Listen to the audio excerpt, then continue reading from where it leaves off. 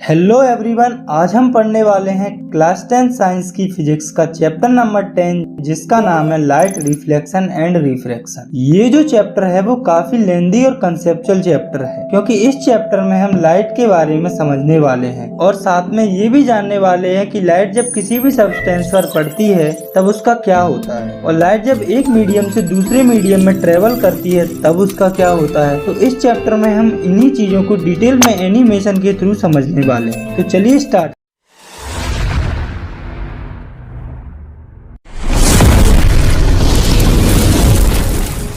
सबसे पहले हमें ये समझना है कि लाइट क्या होती है। तो लाइट एनर्जी की एक ऐसी फॉर्म होती है जिसके कारण हम देख पाते हैं। तो हम लिख सकते हैं light is a form of energy which enable us to see. तो इसके बाद हम लाइट की जो प्रॉपर्टीज होती हैं उन्हें समझ लेते हैं। तो पहली प्रॉपर्टी है it is an electromagnetic wave, it does not require any medium to flow. मतलब कि लाइट इलेक्ट्रोमैग्नेटिक वेव होती है जिन्हें फ्लो करने के लिए किसी भी मीडियम की जरूरत नहीं पड़ती है और वे वैक्यूम में भी ट्रेवल कर सकती है। और दूसरी प्रॉपर्टी है light travels in a straight line, मतलब जो लाइट होती है वो स्ट्रेट लाइन में ट्रेवल करती है। और तीसरी प्रॉपर्टी है the speed of light in vacuum और इन एयर इज 3 × 10⁸ मीटर पर सेकेंड। मतलब कि जो लाइट की स्पीड होती है वैक्यूम या फिर एयर में वो होती है 3 × 10⁸ मीटर पर सेकेंड। और चौथी प्रॉपर्टी होती है इट हैज ड्यूअल नेचर, मतलब कि जो लाइट होती है उसमें दो नेचर होते हैं जो कि है पार्टिकल नेचर और वेव नेचर। तो लाइट जो है वो इन दोनों नेचर में प्रेजेंट होती है। और पांचवी प्रॉपर्टी है वो है लाइट कास्ट शैडोज, मतलब कि जो लाइट होती है वो शैडो फॉर्म करती है। मतलब कि लाइट जब किसी भी सब्सटेंस पर पड़ती है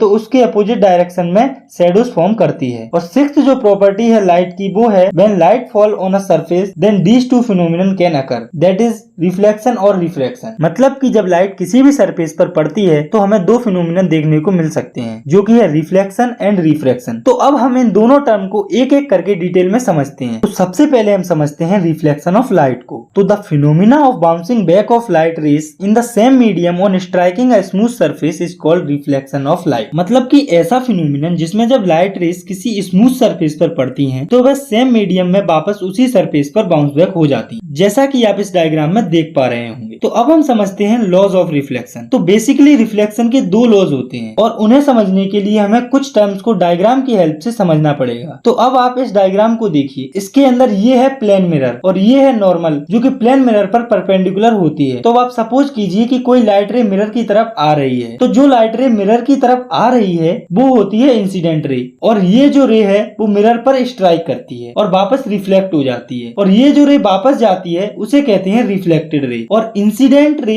और नॉर्मल के बीच में जो एंगल बनता है वो होता है एंगल ऑफ इंसिडेंस और नॉर्मल और रिफ्लेक्टेड रे के बीच में जो एंगल बनता है वो होता है एंगल ऑफ रिफ्लेक्शन। तो अब हम समझते हैं रिफ्लेक्शन के पहले लॉ को जो कि है the angle of incidence is equal to the angle of reflection. मतलब कि जब भी रिफ्लेक्शन होता है तो इंसिडेंस का जो एंगल होता है वो रिफ्लेक्शन के एंगल के बराबर होता है और जो एंगल ऑफ इंसिडेंस होता है उसे हम एंगल I से डिनोट करते हैं और जो एंगल ऑफ रिफ्लेक्शन होता है उसे हम एंगल R से डिनोट करते हैं। और दूसरा लॉ है the incident ray, reflected ray and normal at the point of incidence all lie in the same plane. मतलब कि जो इंसिडेंट रे, रिफ्लेक्टेड रे और नॉर्मल लाइन होती है वो सब सेम प्लेन में लाई करती हैं। तो अब हम समझते हैं एक इंपोर्टेंट टर्म को जो कि है इमेज। तो इमेज एक ऐसा पॉइंट होता है जहां पर दो लाइट रेज एक्चुअल में मिलती हैं या फिर हमें मिलती हुई दिखती हैं। तो हम कह सकते हैं it is a point where at least two light rays actually meet और अपीयर टू मीट। और जो इमेज होती है वो दो टाइप्स की होती है जो कि है रियल इमेज और वर्चुअल इमेज। तो पहले हम देखते हैं रियल इमेज को। ये तब फॉर्म होती हैं जब लाइट रेज एक्चुअल में मीट करती हैं और इन्हें हम स्क्रीन पर भी ऑब्टेन कर सकते हैं। और जितनी भी रियल इमेज होती हैं वो सब इन्वर्टेड होती हैं, यानी कि उल्टी होती हैं। तो अब हम समझते हैं वर्चुअल इमेज को। तो ये तब फॉर्म होती हैं जब हमें लाइट रेज मिलती हुई दिखे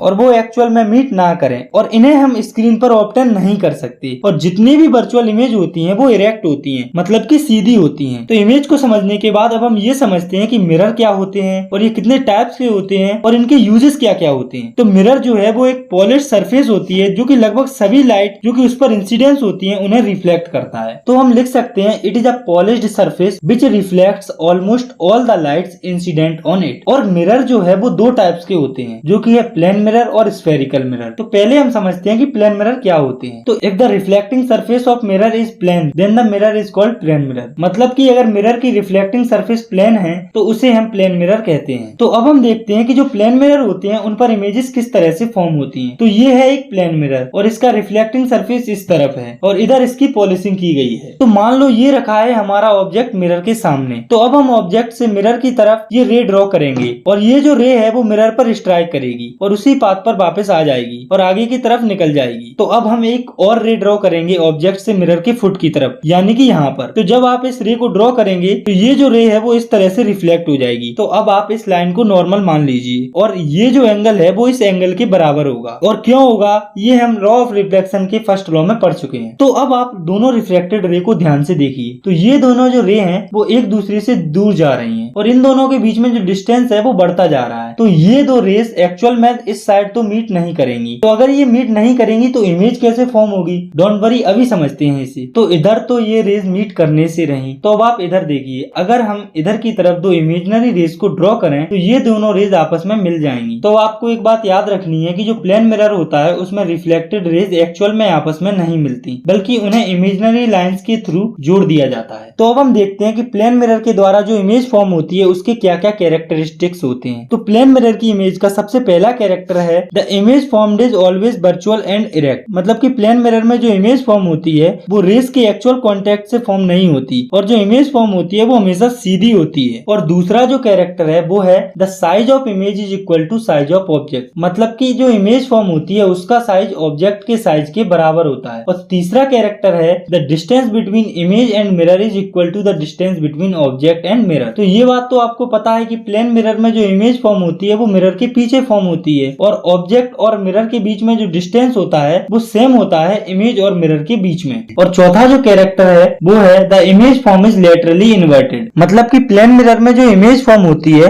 वो लेटरली इन्वर्टेड होती है, यानी कि लेफ्ट में जो चीज होती है वो हमें राइट में दिखती है और राइट में जो चीज होती है वो हमें लेफ्ट में दिखती है। और ऐसा एक फिनोमिना के कारण होता है जिसका नाम है लेटरल इन्वर्जन। तो आइए अब हम समझते हैं कि लेटरल इन्वर्जन क्या होता है। It is the phenomena in which left side of object seems to be right side and right side of the object seems to be left side. मतलब कि ऐसा फिनोमिना जिसमें ऑब्जेक्ट का लेफ्ट साइड राइट में दिखता है और right side left में दिखता है। फॉर एग्जाम्पल, जब हम मिरर के सामने खड़े होते हैं तो हमारा जो लेफ्ट हैंड होता है वो हमें राइट में दिखाई देता है और जो राइट हैंड होता है वो हमें लेफ्ट में दिखाई देता है। तो गाइस, आपने एक चीज नोटिस की होगी कि जो एम्बुलेंस होता है उस पे एम्बुलेंस उल्टा लिखा रहता है, कुछ इस तरह से। ऐसा इसलिए होता है क्योंकि जब हम उसे मिरर में देखते हैं तो वो हमें बिल्कुल सीधा दिखाई देता है। तो अब हम देखते हैं कि जो प्लेन मिरर होता है उसके क्या क्या यूजेस होते हैं। तो प्लेन मिरर जो है वो लुकिंग ग्लास, टॉर्च की लाइट बनाने और सोलर किकर में इस्तेमाल होता है और इसका इस्तेमाल पेरिस्कोप और कैलिडोस्कोप बनाने में भी होता है।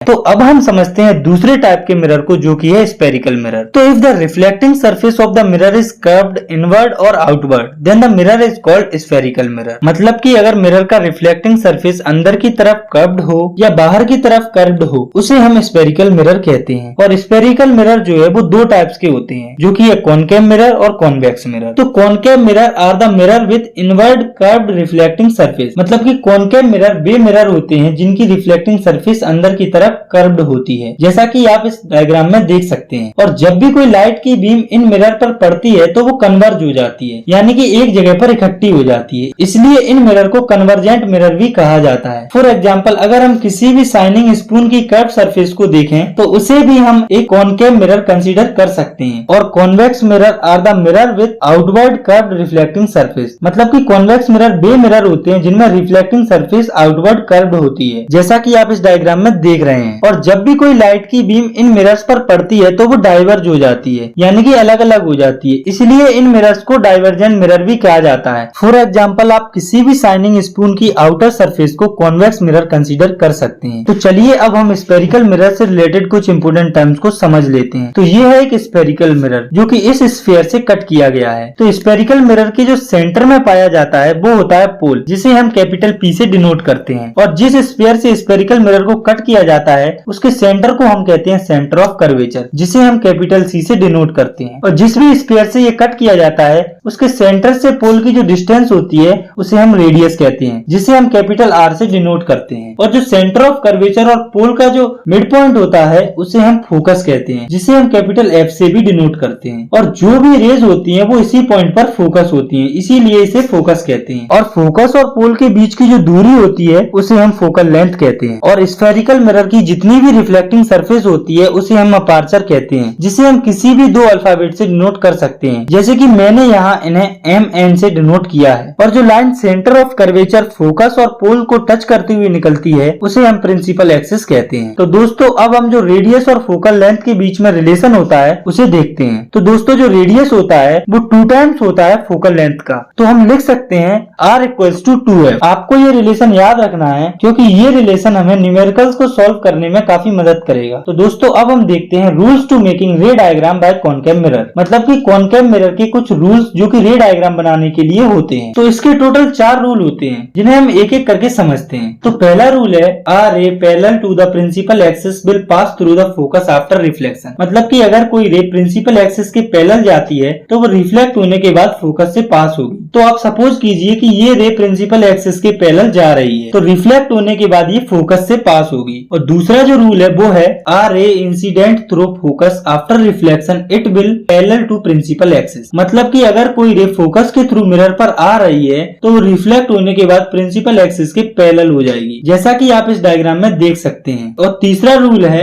A ray pass through center of curvature is reflected back on same path, मतलब कि अगर कोई रे सेंटर ऑफ कर्वेचर से पास हो रही है तो वो रिफ्लेक्ट होने के बाद उसी पाथ पर वापस आ जाएगी। तो आप सपोज करो कि ये कोई रे है जो कि सेंटर ऑफ कर्वेचर से पास हो रही है, तो वो रे जब रिफ्लेक्ट होगी तो वो वापस उसी पाथ पर आ जाएगी। और चौथा जो रूल है वो है A ray incident on pole is reflected making an equal angle, मतलब कि अगर कोई रे पोल पर आ रही है तो रिफ्लेक्ट होने के बाद वो रे सेम एंगल बनाते हुए निकल जाएगी। तो आप सपोज कीजिए कि ये एक रे है जो कि पोल पर आ रही है और एंगल बना रही है 45 डिग्री का। तो जब ये रे रिफ्लेक्ट होगी उसके बाद ये रे 45 डिग्री का ही एंगल बनाएगी, मतलब कि ये वाला एंगल और ये वाला एंगल बराबर होगा। तो अब हम देखते हैं formation of image by concave mirror for different position of object, यानी कि कॉनकेव मिरर में इमेज का फॉर्मेशन ऑब्जेक्ट की पोजीशन के अकॉर्डिंग। तो इसके टोटल 6 केसेस होते हैं जिन्हें हम एक एक करके समझने वाले हैं। तो सबसे पहला केस है जब ऑब्जेक्ट इन्फिनिटी पर हो, तो इसे हम डायग्राम की मदद से समझते हैं। तो सपोज कीजिए ये कुछ रेज हैं जो कि ऑब्जेक्ट से आ रही हैं जो कि इन्फिनिटी पर रखा हुआ है। तो ये जो रे आ रही हैं वो सब प्रिंसिपल एक्सिस के पैरेलल आ रही हैं। तो जब ये रे मिरर से टकराएंगी तो रिफ्लेक्ट होने के बाद ये फोकस से गुजरेंगी, यानी कि अलग अलग रे फोकस पर मिलेंगी और यही फोकस पर इमेज भी फॉर्म होगी, क्योंकि जहाँ पर 2 या 2 से अधिक रेज मिलती हैं वहीं पर इमेज फॉर्म होती है। तो चलिए अब हम इस इमेज के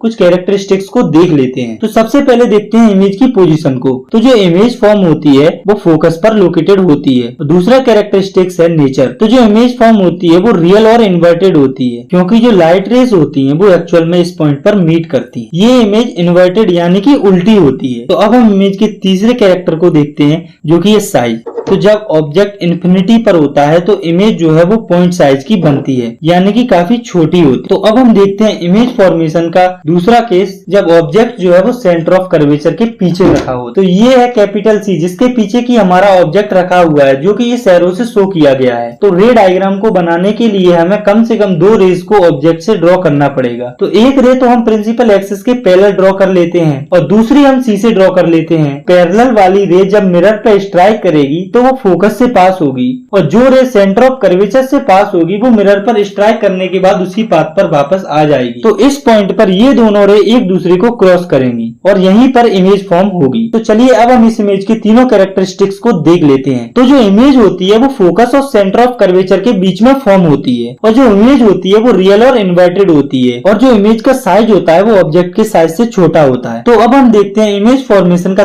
तीसरा केस, जब ऑब्जेक्ट जो है वो सेंटर ऑफ कर्वेचर पर लोकेटेड रहता है। तो ये है सेंटर ऑफ कर्वेचर जिस पर कि हमारा ऑब्जेक्ट प्लेस्ड है, जिसे हम एरो से शो कर रहे हैं। तो रे डायग्राम को बनाने के लिए हमें ऑब्जेक्ट से कम 2 रेज को ड्रॉ करना पड़ेगा। तो पहली रे तो हम प्रिंसिपल एक्सिस के पैरेलल ड्रॉ कर सकते हैं और दूसरे रे को हम फोकस के थ्रू ड्रॉ कर देते हैं और जो रे फोकस से पास हुई है वो रिफ्लेक्ट होने के बाद प्रिंसिपल एक्सिस के पैरेलल जाए। तो दोनों रे रिफ्लेक्ट होने के बाद इस पॉइंट पर मीट करेंगी जो कि है सेंटर ऑफ कर्वेचर। तो चलिए अब हम इस इमेज के भी तीनों कैरेक्टरिस्टिक्स को देख लेते हैं। तो इमेज जो फॉर्म होगी वो होगी सेंटर ऑफ कर्वेचर पर और इमेज जो है वो रियल और इन्वर्टेड होगी और इमेज का साइज ऑब्जेक्ट के साइज के जस्ट बराबर होगा। तो अब हम देखते हैं इमेज फॉर्मेशन का चौथा केस, जब ऑब्जेक्ट जो है वो फोकस और सेंटर ऑफ कर्वेचर के बीच में रहता है। तो ये है हमारा ऑब्जेक्ट जो कि फोकस और सेंटर ऑफ कर्वेचर के बीच में रखा हुआ है। तो इसका रे डायग्राम बनाने के लिए हमें ऑब्जेक्ट से 2 रेज ड्रॉ करनी है। तो पहली रे को हम प्रिंसिपल प्रिंसिपल एक्सिस के पैरेलल ड्रॉ करेंगे और दूसरी जो रे है उसे हम फोकस से पास कराएंगे।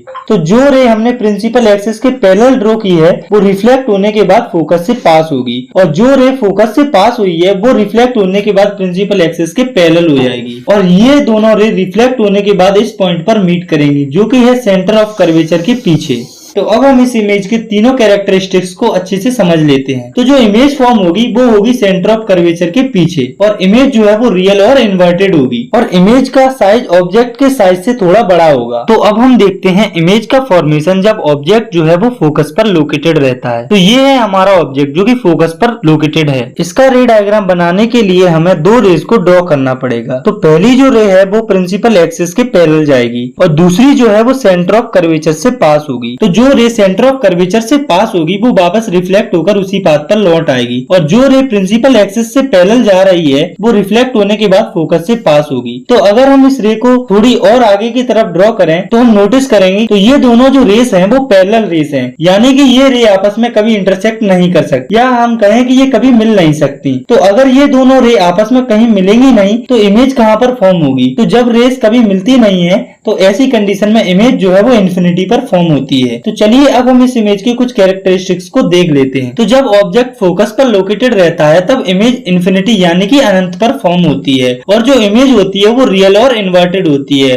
और इमेज का साइज काफी ज्यादा बड़ा होता है। तो अब हम देखते हैं इमेज फॉर्मेशन का सिक्स्थ केस जब ऑब्जेक्ट जो है वो फोकस और पोल के बीच में रखा रहता है। तो ये है हमारा ऑब्जेक्ट जो कि पोल और फोकस के बीच में रखा हुआ है। तो इसका रे डायग्राम बनाने के लिए हमें दो रेस को ड्रॉ करना पड़ेगा। तो एक रे तो हम ऑब्जेक्ट से प्रिंसिपल एक्सिस के पैरेलल ड्रॉ कर सकते हैं और दूसरी रे हम सेंटर ऑफ कर्वेचर से ड्रॉ करेंगे। तो जो रे सेंटर ऑफ कर्वेचर से ड्रॉ की गई है वो रिफ्लेक्शन के बाद उसी पाथ पर वापस आ जाएगी और जो रे प्रिंसिपल एक्सिस के पैरेलल ड्रॉ की गई है वो रिफ्लेक्शन के बाद फोकस से पास होगी। तो जब हम इन दोनों रेस को ध्यान से देखते हैं तो हम देखते हैं कि ये दोनों रेस एक दूसरे से दूर जा रही हैं और इनके बीच का जो डिस्टेंस है वो लगातार बढ़ रहा है। इस साइड तो इन दोनों रेस का मीट करना इम्पॉसिबल है। तो अब क्वेश्चन हमारे माइंड में ये आता है कि अगर ये रे इधर मीट नहीं करेंगी तो किधर करेंगी? तो ये जो रेज है वो एक्चुअल में तो कभी मीट नहीं करेंगी, तो ये रेज मिरर के पीछे इमेजिनरी रेस के थ्रू मीट करेंगी। तो गाइस आपको एक बात याद रखनी है कि ये दोनों रेज यहाँ पर एक्चुअल में नहीं मिल रही हैं, ये तो इमेजिनरी रेस के थ्रू इस पॉइंट पर मीट कर रही हैं। तो जिस पॉइंट पर ये रेज मीट कर रही हैं उस पॉइंट पर हमारी इमेज जो है वो फॉर्म होगी।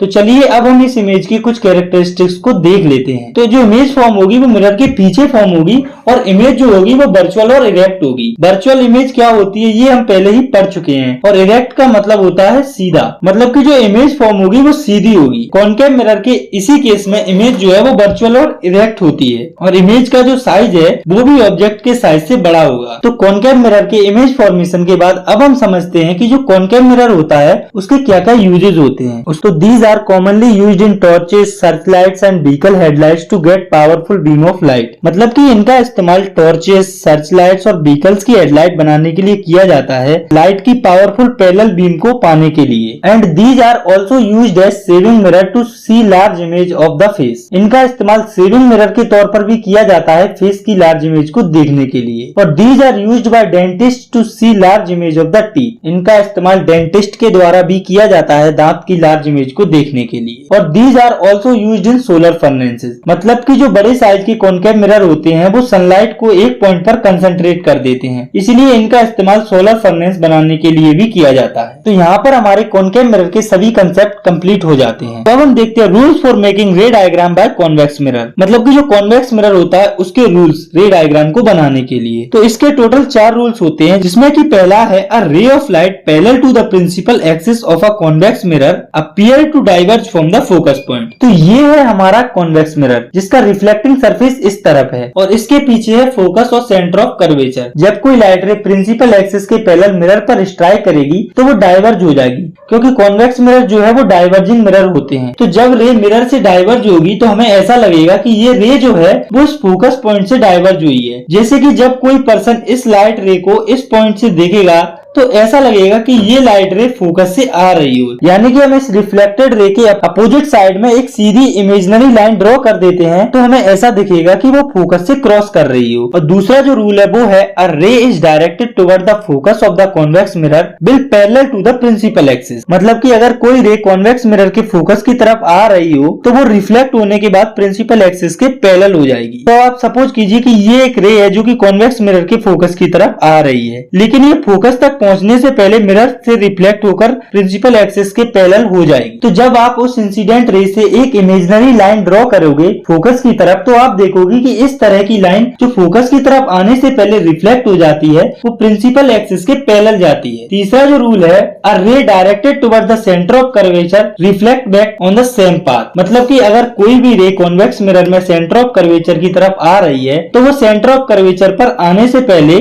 मिरर से सेम पाथ पर रिफ्लेक्ट हो जाएगी। तो अब आप इस रे को देखिए जो कि सेंटर ऑफ कर्वेचर की तरफ आ रही है, तो ये रे जो है वो मिरर पर स्ट्राइक करने से पहले रिफ्लेक्ट हो जाएगी और आप यहाँ से एक इमेजिनरी लाइन भी ड्रॉ कर सकते हैं अपने रेफरेंस के लिए। और चौथा और आखिरी जो रूल है वो है a ray incident to the pole reflect with same angle. मतलब अगर कोई भी रे कॉन्वेक्स मिरर के पोल पर इंसिडेंट होती है तो वो उसी एंगल से रिफ्लेक्ट होगी जिस एंगल से वो इंसिडेंट हुई है। तो आप सपोज कीजिए ये एक रे है जो कि पोल की तरफ आ रही है और वो एंगल बना रही है आई। तो जब ये रे रिफ्लेक्ट होगी तो ये एंगल बनाएगी आर और ये जो एंगल आई है वो एंगल आर के बराबर होगा। तो कॉन्वेक्स मिरर के रूल्स के बाद अब हम देखते हैं image formed by convex mirror. मतलब कि कॉन्वेक्स मिरर के द्वारा इमेज किस तरह से फॉर्म होती है रे डायग्राम की हेल्प से। तो इसके टोटल 2 केस होते हैं जिन्हें हम एक एक करके समझने वाले हैं। तो पहला केस है when object is placed at infinity. मतलब कि जब ऑब्जेक्ट इन्फिनिटी पर होता है तो इमेज कहां पर फॉर्म होती है। तो ये है हमारा कॉन्वेक्स मिरर और ये कुछ रेज है जो कि इन्फिनिटी से मिरर की तरफ आ रही हैं। तो जो रेज इन्फिनिटी से आ रही है वो प्रिंसिपल एक्सिस के पैरेलल होंगी और ये जब मिरर पर स्ट्राइक करेंगी तो ये डाइवर्ज हो जाएंगी क्योंकि कॉन्वेक्स मिरर जो है वो डाइवर्जिंग मिरर होता है। तो अब आप इन रेज को देखिए तो इस तरफ तो ये रेज आपस में कभी मिल नहीं सकती। तो हम इधर की तरफ कुछ इमेजिनरी लाइंस को ड्रॉ करेंगे। आप लोग ये बात जानते हैं कि जब कोई लाइट रे प्रिंसिपल एक्सिस के पैरेलल जाती है तो वो फोकस से पास होती है। तो ये जो सभी इमेजिनरी लाइंस है वो फोकस से पास होंगी। तो चलिए अब हम इस इमेज के कुछ कैरेक्टरिस्टिक्स को देख लेते हैं। तो इमेज जो है वो फोकस पर बनेगी और इमेज का नेचर वर्चुअल और इरेक्ट होगा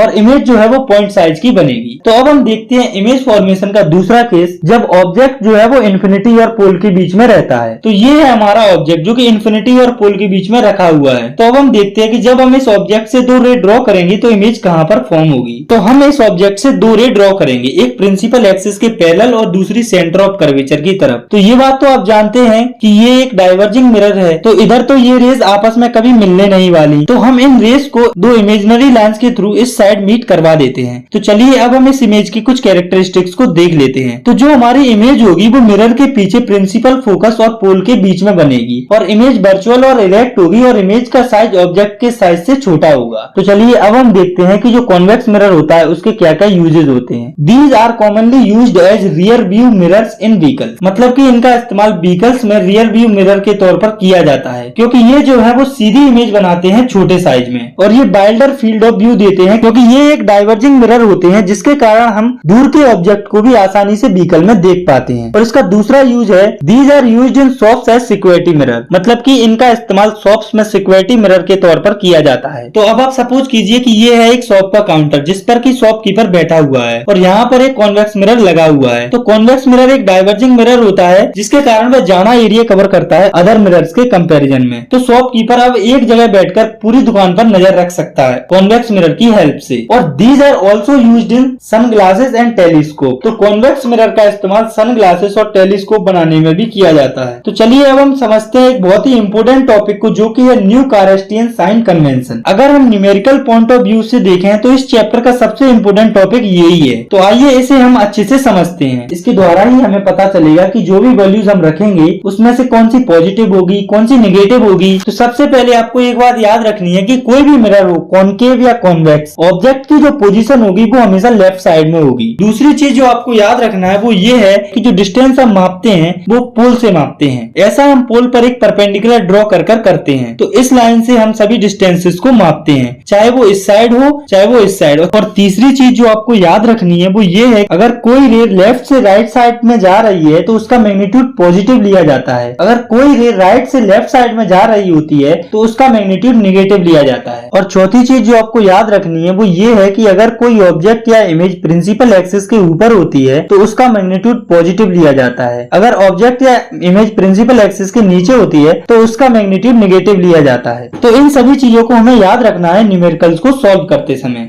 अब हम समझते हैं एक और इम्पोर्टेंट टर्म को जो कि है मिरर फॉर्मूला। तो मिरर फॉर्मूला बेसिकली एक रिलेशन होता है इमेज डिस्टेंस, ऑब्जेक्ट डिस्टेंस और फोकल लेंथ के बीच में। तो इमेज डिस्टेंस को v से और ऑब्जेक्ट डिस्टेंस को u से और फोकल लेंथ को f से डिनोट किया जाता है। तो आइए अब हम तीनों के रिलेशन को समझते हैं। तो 1/f equals to 1/v plus 1/u। और ये जो फॉर्मूला है वो स्फेरिकल मिरर्स के लिए सभी सिचुएशंस में वैलिड रहता है। तो आइए अब हम मिरर फॉर्मूला पर बेस्ड एक न्यूमेरिकल को सॉल्व करते हैं। तो अब आप इस क्वेश्चन को देखिए जिसमें कि ऑब्जेक्ट 10 सेंटीमीटर दूर रखा हुआ है कॉन्वेक्स मिरर से और उसका रेडियस ऑफ कर्वेचर दिया हुआ है 60 सेंटीमीटर। तो हमें इमेज की पोजीशन को फाइंड करना है। तो सबसे पहले तो हम ऑब्जेक्ट की डिस्टेंस को लिखेंगे, तो वो है 10 सेंटीमीटर माइनस की। और माइनस की इसलिए होगी क्योंकि पोल के लेफ्ट में जो डिस्टेंस होती है उसे हम नेगेटिव कंसीडर करते हैं। और अब हम रेडियस की मदद से फोकल लेंथ को फाइंड करते हैं। तो हम जानते हैं f इक्वल्स टू r/2। तो इससे हमारा फोकस निकल आएगा 30 सेंटीमीटर। तो अब हम मिरर फॉर्मूला लगाकर इमेज की पोजीशन को निकाल सकते हैं। तो 1/f equals to 1/v plus 1/u को हम लिख सकते हैं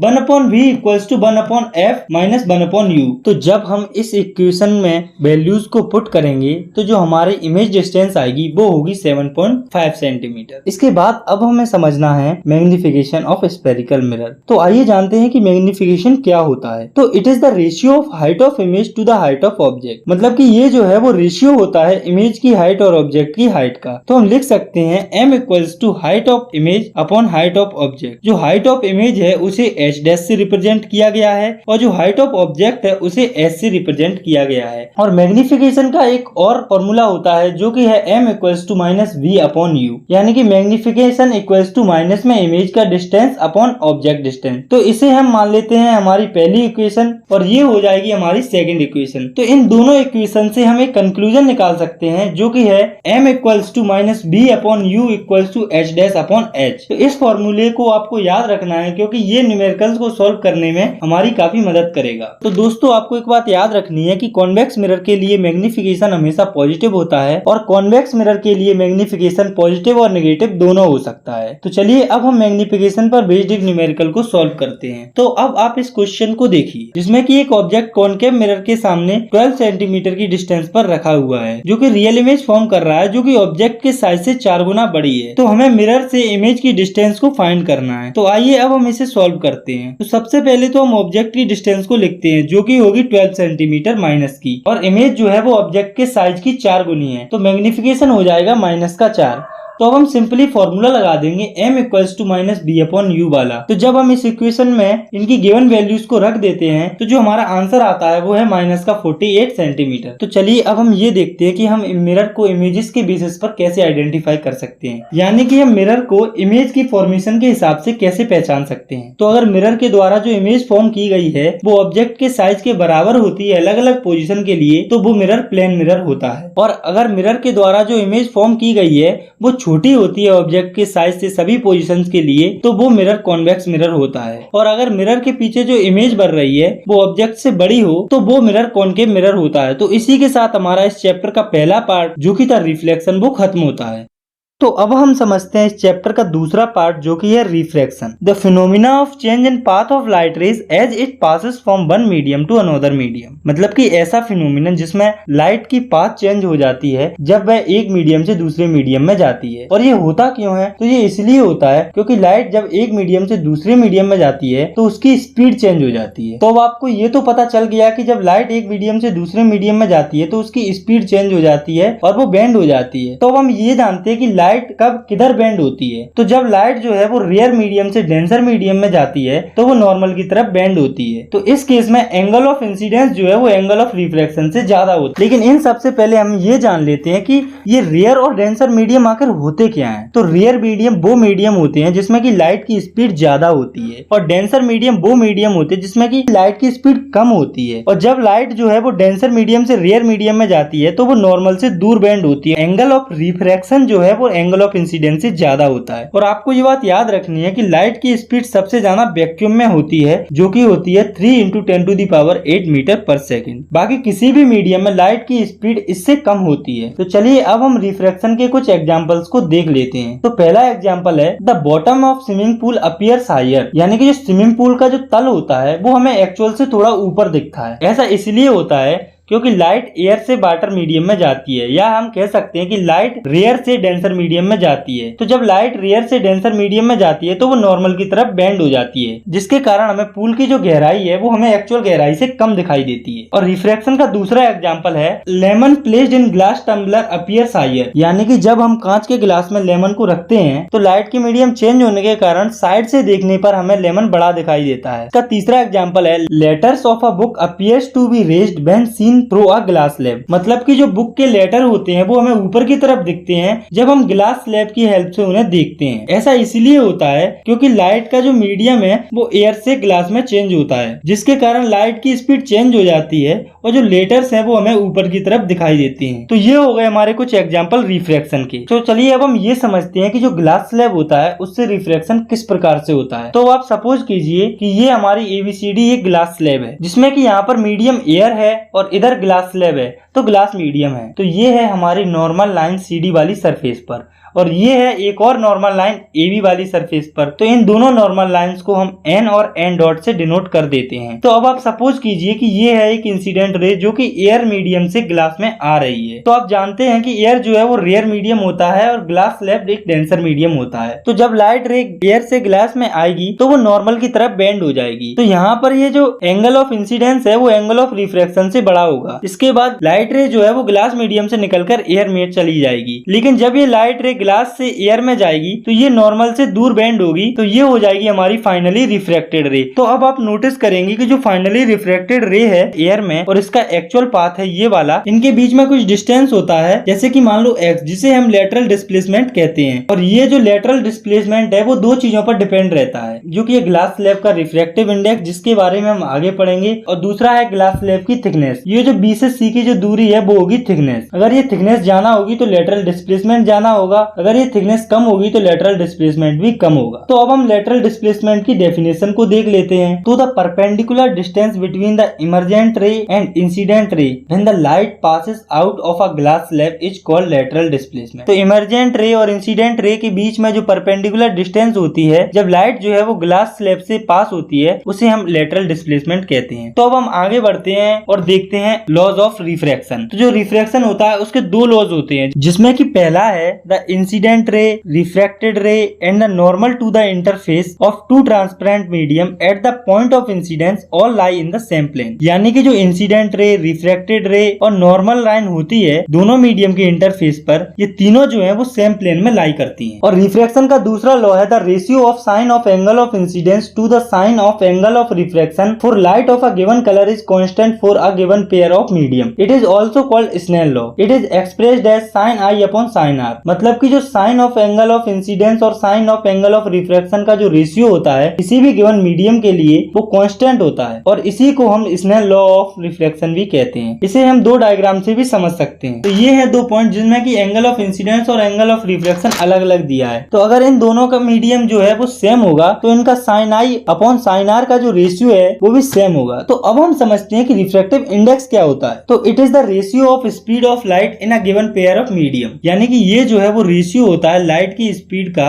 गिवन पेयर ऑफ मीडियम में, जिसे कि n से डिनोट किया जाता है। तो हम लिख सकते हैं n equals to velocity of light in medium 1 upon velocity of light in medium 2। यानी कि लाइट की स्पीड मीडियम 1 और मीडियम 2 में उसके रेशियो को हम रिफ्रैक्टिव इंडेक्स कहते हैं। तो पहले मीडियम की जो वेलोसिटी है उसे हम v1 और दूसरे मीडियम की जो वेलोसिटी है उसे हम v2 से रिप्रेजेंट करेंगे। तो अगर रिफ्रैक्टिव इंडेक्स इस तरह से लिखा है 1n2 equals n2 upon n1, तो इसका मतलब है सेकेंड मीडियम का रिफ्रैक्टिव इंडेक्स पहले मीडियम के रिस्पेक्ट में। तो अब हम समझते हैं कि एब्सोल्यूट रिफ्रैक्टिव इंडेक्स क्या होता है। तो it is the refractive index of a medium with respect to air, यानी कि किसी भी मीडियम का रिफ्रैक्टिव इंडेक्स वैक्यूम और एयर के रिस्पेक्ट में, तो यहाँ पर हम कह सकते हैं किसी एक मीडियम में लाइट की speed as compare to light की स्पीड एयर या वैक्यूम में। तो हम लिख सकते हैं n equals to c upon b। यहाँ पर c जो है वो लाइट की स्पीड है एयर में, जो कि होती है 3 × 10⁸ मीटर पर सेकेंड, और v जो है वो लाइट की स्पीड है अदर मीडियम में। तो गाइस आपको एक बात याद रखनी है कि जो एयर होती है उसका रिफ्रैक्टिव इंडेक्स सबसे कम होता है, जो कि है 1.0003, और जो डायमंड होता है उसका रिफ्रैक्टिव इंडेक्स सबसे ज्यादा होता है, जो कि है 2.42। तो अब आप रिफ्रैक्टिव इंडेक्स पर बेस्ड इस न्यूमेरिकल को देखिए, जिसमें कि रिफ्रैक्टिव इंडेक्स दिया हुआ है डायमंड का 2.42 और लाइट की स्पीड दी हुई है 3 × 10⁸ मीटर पर सेकेंड। तो मैं यहाँ कुछ नहीं, सिंपली रिफ्रैक्टिव इंडेक्स का फॉर्मूला लगाकर लाइट की स्पीड निकालनी है डायमंड के अंदर। तो जब हम इस फॉर्मूले में रिफ्रैक्टिव इंडेक्स और स्पीड ऑफ लाइट की वैल्यूज को पुट कर देंगे, तो हमारे जो डायमंड की स्पीड आएगी वो होगी 1.24 × 10⁸ मीटर पर सेकेंड। तो चलिए अब हम आगे बढ़ते हैं और समझते हैं लेंसेज के बारे में। तो गाइस ये रिफ्रैक्शन पॉइंट ऑफ व्यू से सबसे ज्यादा इंपोर्टेंट है, तो हमें यहाँ पर लेंसेज के बारे में डिटेल में कंप्लीट स्टडी करना है। सबसे पहले हम ये जानते हैं कि लेंस क्या होता है। तो lens is a transparent medium bounded by two surface of which one और बोथ सरफेस आर स्फेरिकल। तो लेंस जो है वो एक ट्रांसपेरेंट मीडियम होता है जो कि दोनों सरफेस से घिरा होता है, जिसमें कि एक या दोनों सरफेस स्फेरिकल होती हैं। तो लेंस जो है वो दो टाइप्स के होते हैं, जो कि कॉन्वेक्स लेंस और कॉनकेव लेंस। तो अब हम ये समझते हैं कि हम कैसे पहचानेंगे कौन सा लेंस कॉन्वेक्स है और कौन सा लेंस कॉनकेव है। तो कॉन्वेक्स लेंस जो है वो कॉर्नर से पतला होता है और सेंटर से मोटा होता है, और ये जो है वो लाइट रेज को कन्वर्ज करता है, इसीलिए इन्हें हम कन्वर्जिंग लेंस भी कहते हैं। और जो कॉनकेव लेंस है वो कॉर्नर्स पर थिक यानी कि मोटा होता है और ये सेंटर पर पतला होता है। ये जो है वो लाइट रेज को डाइवर्ज करता है, इसीलिए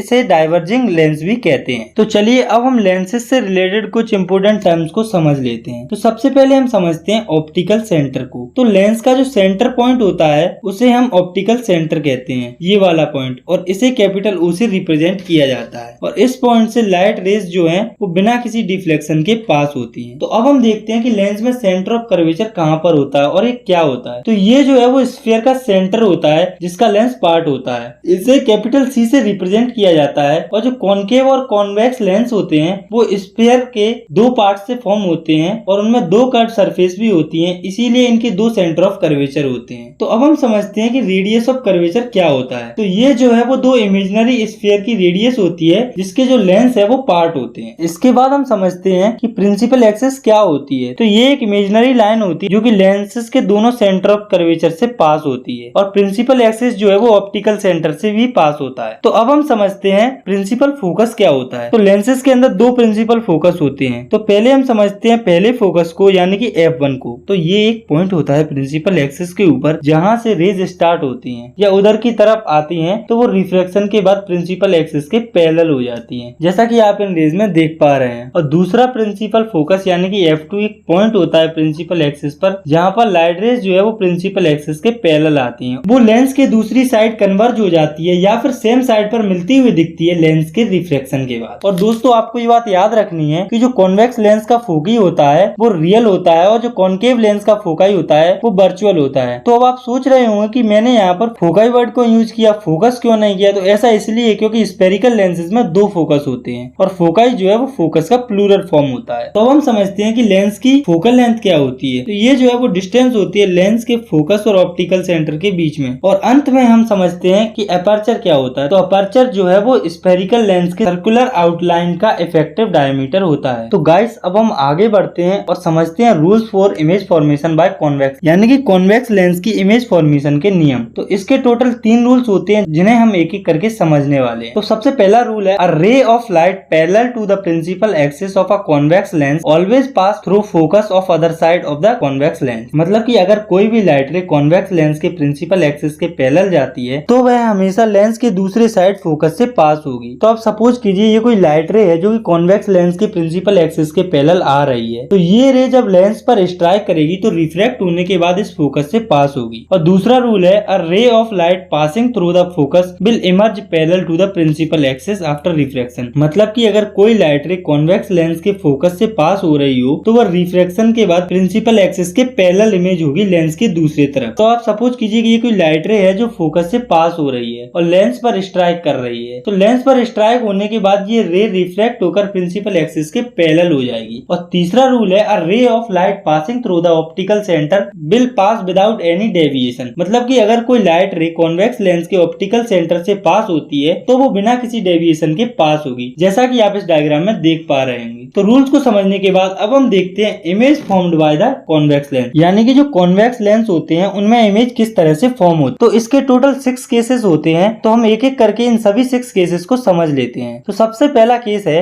जब ऑब्जेक्ट इन्फिनिटी पर हो। तो चलिए रे डायग्राम की हेल्प से इसकी इमेज को फॉर्म करते हैं। तो मान लो कि ये जो ऑब्जेक्ट है वो इन्फिनिटी पर रखा हुआ है और वहीं से कुछ पैरेलल रेस कॉन्वेक्स लेंस की तरफ आ रही हैं। तो जब ये रे लेंस पर स्ट्राइक करेंगी तो ये सभी रेस फोकस से क्रॉस करेंगी, जैसा कि हम कॉन्वेक्स लेंस के इमेज फॉर्मेशन के रूल्स में पढ़ चुके हैं। तो जैसा कि आप जानते हैं कि जिस पॉइंट पर 2 या 2 से अधिक लाइट रेस मिलती हैं वहीं पर इमेज फॉर्म होती है। तो चलिए अब हम इस इमेज के कुछ कैरेक्टरिस्टिक्स को देख लेते हैं। तो जो इमेज फॉर्म होगी वो दूसरे फोकस यानी कि f2 पर फॉर्म होगी और जो इमेज होगी वो रियल और इन्वर्टेड होगी, यानी कि लाइट रेज यहाँ पर एक्चुअल में मीट करेंगी और इमेज इन्वर्टेड यानी कि उल्टी होगी। इसी के साथ साथ इमेज जो है वो एक्सट्रीमली डिमलिश्ड यानी कि काफी ज्यादा छोटी होगी। तो अब हम इमेज फॉर्मेशन का दूसरा केस देखते हैं जब ऑब्जेक्ट जो है वो सेंटर ऑफ कर्वेचर या फिर 2f2 के पीछे रखा होता है। तो ये हमारा ऑब्जेक्ट रखा हुआ है सेंटर ऑफ कर्वेचर के पीछे। तो यहाँ से इमेज फॉर्मेशन करने के लिए हमें कम से कम 2 रेस ड्रॉ करनी पड़ेंगी। तो एक रे तो हम प्रिंसिपल एक्सिस के पैरेलल ड्रॉ कर लेंगे। तो ये रे हमने ड्रॉ की प्रिंसिपल एक्सिस के पैरेलल, तो ये रे रिफ्लेक्शन के बाद फोकस से पास हो जाएगी। और एक रे हम ड्रॉ कर लेते हैं ऑप्टिकल सेंटर की तरफ। तो ये जो रे है वो बिना किसी डेविएशन के लेंस से सीधी पास हो जाएगी। तो अब आप देखिए कि ये दोनों जो रे है वो इस पॉइंट पर मिल रही हैं, तो इमेज यहीं पर फॉर्म होगी। तो अब हम इस फॉर्म्ड इमेज के कुछ कैरेक्टरिस्टिक्स को देख लेते हैं। तो ये इमेज जो है वो दूसरे फोकस यानी कि f2 और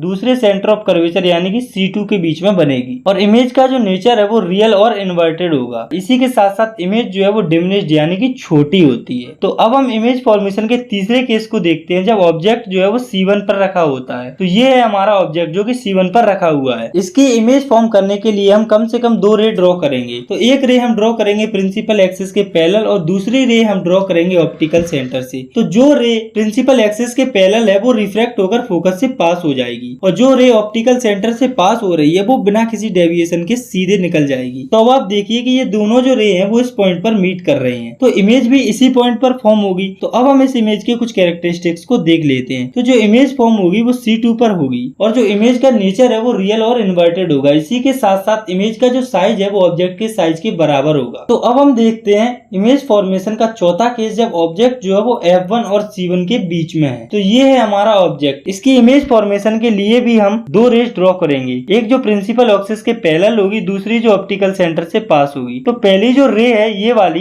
ये रिफ्लेक्ट होने के बाद f2 से पास होगी और दूसरी रे है ये वाली, ये बिना किसी डेविएशन के सीधे जाएगी। तो अब आप देखिए कि ये दोनों जो रे हैं वो आपस में इस पॉइंट पर मिल रहे हैं, तो इमेज भी यहीं पर फॉर्म होगी। चलिए अब हम इस इमेज के कुछ कैरेक्टरिस्टिक्स को देख लेते हैं। तो ये जो इमेज है वो दूसरे सेंटर ऑफ कर्वेचर यानी कि c2 के पीछे फॉर्म होगी और इसका नेचर रियल और इन्वर्टेड होगा। इसके साथ साथ जो इमेज का साइज होता है वो ऑब्जेक्ट के साइज से मैग्नीफाइड यानी कि बड़ा होता है। तो अब हम देखते हैं इमेज फॉर्मेशन का पांचवा केस जब ऑब्जेक्ट जो है वो f1 पर लोकेटेड रहता है। तो ये है हमारा ऑब्जेक्ट जो कि फोकस पर रखा हुआ है। तो इमेज फॉर्मेशन के लिए हमें यहाँ से 2 रेस ड्रॉ करनी पड़ेंगी। तो पहली रे हम ड्रॉ करेंगे प्रिंसिपल एक्सिस के पैरेलल जो कि फोकस से पास होगी और दूसरी रे पास होगी ऑप्टिकल सेंटर से। तो ये रे बिना किसी डेविएशन के सीधे पास होगी। तो जब हम इन दोनों रेस को ध्यान से ऑब्जर्व करेंगे तो हमें पता चलेगा कि ये दोनों रेस पैरेलल रेस हैं जो कि आपस में कभी मिल नहीं सकती। तो ऐसे में इमेज के क्या कैरेक्टरिस्टिक्स होंगे आइए देखते हैं। तो ऐसे में जो इमेज है वो इन्फिनिटी पर फॉर्म होगी और उसका नेचर रियल और इन्वर्टेड होगा। इसी के साथ साथ इमेज का जो साइज है वो हाईली मैग्नीफाइड यानी कि ऑब्जेक्ट के साइज से काफी ज्यादा बड़ा होगा। तो अब हम देखते हैं इमेज फॉर्मेशन का 6th और आखिरी केस जब ऑब्जेक्ट जो है वो लेंस और फर्स्ट फोकस यानी कि f1 के बीच में होता है। तो इसकी इमेज के फॉर्मेशन के लिए हम 2 रेस को ड्रॉ करेंगे। तो पहली रे हम ड्रॉ करेंगे प्रिंसिपल एक्सिस के पैरेलल जो कि रिफ्लेक्ट होकर f2 से निकलेगी और दूसरी रे ऑप्टिकल सेंटर से बिना किसी डेविएशन के सीधे पास होगी। तो जब आप इन दोनों रेस को ध्यान से देखेंगे आप नोटिस करेंगे इस साइड दोनों के रेस के बीच में जो डिस्टेंस है वो लगातार इंक्रीज हो रहा है। तो इस साइड तो ये दोनों रेस कभी मिल नहीं सकते। तो इसके अपोजिट साइड में हम 2 इमेजिनरी रेस को ड्रॉ करेंगे इस तरह से। तो यहाँ पर ये रेज मीट करेंगी और इमेज फॉर्म होगी। तो चलिए अब हम इस फॉर्म्ड इमेज के कैरेक्टरिस्टिक्स को देख लेते हैं। तो जो इमेज है वो जिस साइड में ऑब्जेक्ट है उसी साइड में बनेगी और इमेज का नेचर जो है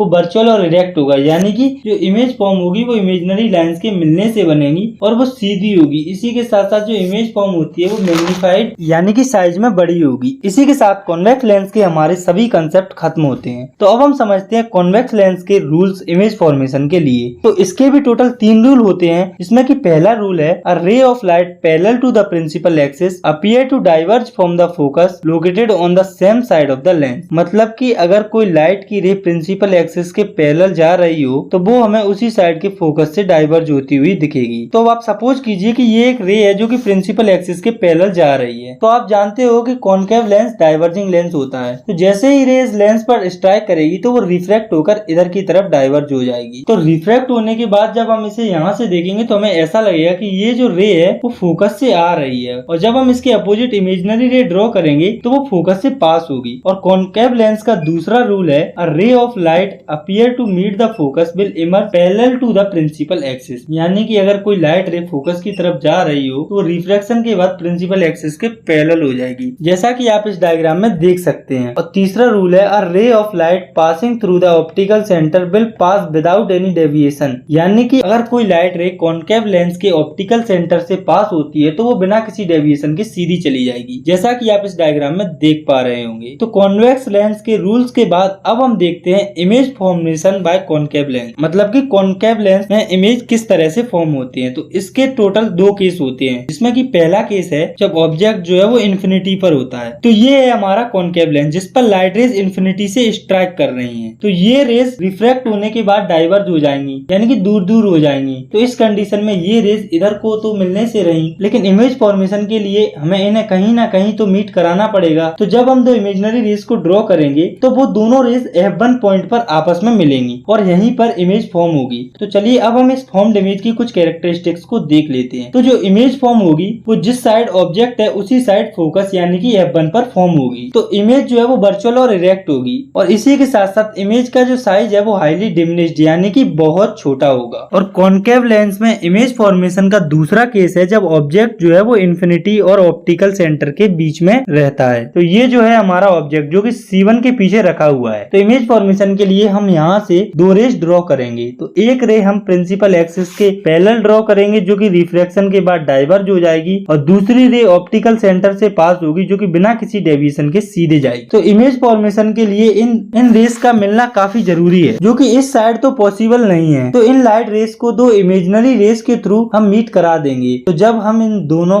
इमेजिनरी रेस को ड्रॉ करेंगे तो वो इस पॉइंट पर मीट करेंगी और इमेज यहीं पर फॉर्म होगी। तो चलिए अब हम इस इमेज की कैरेक्टरिस्टिक्स को देख लेते हैं। तो जो इमेज फॉर्म होगी वो फोकस और ऑप्टिकल सेंटर के बीच में फॉर्म होगी, लेंस के सेम साइड में जिस साइड में ऑब्जेक्ट है। और जो इमेज होगी वो वर्चुअल और इरेक्ट होगी। इसी के साथ साथ इमेज का जो साइज है वो डिमिनिश्ड यानी कि छोटा होगा। तो यहाँ पर हमारे कॉनकेव और कॉन्वेक्स लेंस के सभी कंसेप्ट क्लियर होते हैं। तो अब आगे बढ़ते हैं और समझते हैं sign convention for spherical lens, मतलब कि लेंसेज के लिए साइन कन्वेंशन कैसे होते हैं। तो लेंसेज के लिए जो साइन कन्वेंशन होते हैं वो बिल्कुल मिरर के जैसे ही होते हैं। तो गाइस आपको एक बात याद रखनी है कि कॉन्वेक्स लेंस की जो फोकल लेंथ होती है वो पॉजिटिव होती है, और कॉनकेव लेंस की जो फोकल लेंथ होती है वो नेगेटिव होती है। तो अब हम लेंसेज के न्यूमेरिकल पॉइंट ऑफ व्यू से सबसे इंपोर्टेंट टॉपिक को समझते हैं, जो कि है लेंस फॉर्मूला। तो ये जो है वो बेसिकली रिलेशन होता है ऑब्जेक्ट डिस्टेंस, इमेज डिस्टेंस और फोकल लेंथ के बीच में, जो कि होता है 1/f = 1/v - 1/u। यहाँ पर f जो है वो फोकल लेंथ को रिप्रेजेंट कर रहा है, v जो है वो इमेज डिस्टेंस को, और u जो है वो ऑब्जेक्ट डिस्टेंस को रिप्रेजेंट कर रहा है। तो चलिए अब हम लेंस फॉर्मूला पर बेस्ड एक न्यूमेरिकल को सॉल्व कर लेते हैं। तो ये हमें एक क्वेश्चन दिया गया है जिसमें कि ऑब्जेक्ट की डिस्टेंस दी है 25 सेंटीमीटर, लेकिन ये कॉनकेव लेंस है तो ऑब्जेक्ट की डिस्टेंस नेगेटिव होगी, और फोकल लेंथ हमें दी है 25 सेंटीमीटर। ये भी नेगेटिव होगी क्योंकि हमने पढ़ा है कि कॉनकेव लेंस की जो फोकल लेंथ होती है वो नेगेटिव होती है। तो हमें इमेज डिस्टेंस को फाइंड करने के लिए लेंस फॉर्मूले में इनकी वैल्यूज को पुट करना है। तो लेंस फॉर्मूले को हम इस तरह से भी लिख सकते हैं। तो जब हम इनमें वैल्यूज को पुट करेंगे तो हमारी जो इमेज डिस्टेंस आएगी वो होगी